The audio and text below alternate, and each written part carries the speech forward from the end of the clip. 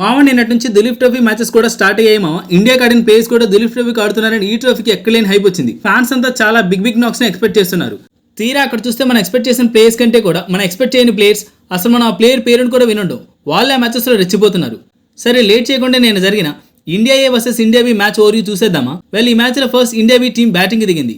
Batting కి దిగి 79 overs లో 7 వికెట్స్ కోల్పోయి 202 రన్స్ కొట్టారు మామ. టీంలో జైస్వాల్, పంత్ లాంటి ప్లేయర్స్ ఉన్నారు కదా, టీమ్ స్కోర్ ఎక్కడో ఉంటుందని నాలా చాలా మంది ఎక్స్పెక్ట్ చేశారు. కానీ అక్కడ సీన్ మొత్తం రివర్స్ అయింది.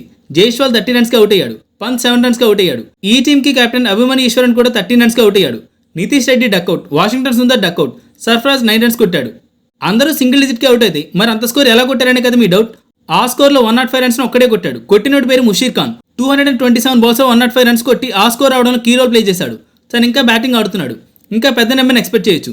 ఇదిలా ఉంటే తనకు సపోర్ట్ గా నవదీప్ సైని 74 బాల్స్ లో 29 రన్స్ కొట్టాడు అండ్ తను కూడా ఇంకా బ్యాటింగ్ లో ఉన్నాడు. తన సపోర్ట్ తో ముషీర్ ఖాన్ కుమ్మేశాడు. నిన్నటి మ్యాచ్ లో స్టార్ ఆఫ్ ది మ్యాచ్ అయ్యాడు. బౌలింగ్ డిపార్ట్మెంట్ లో Avesh Khan 2 wickets, Akash Deep 2 wickets, Khaleel Ahmed 2 wickets. రేపు కూడా ముషీర్ ఖాన్ స్టేబుల్ గా నిలబడితే ఇండియా టీమ్ కి పెద్ద నెంబర్ వచ్చే ఛాన్స్ ఉంది. సో అది మా ఓవర్ యూ. స్టే ట్యూన్, ఇంకో మ్యాచ్ వీడియోస్ కూడా ఆన్ ది వే.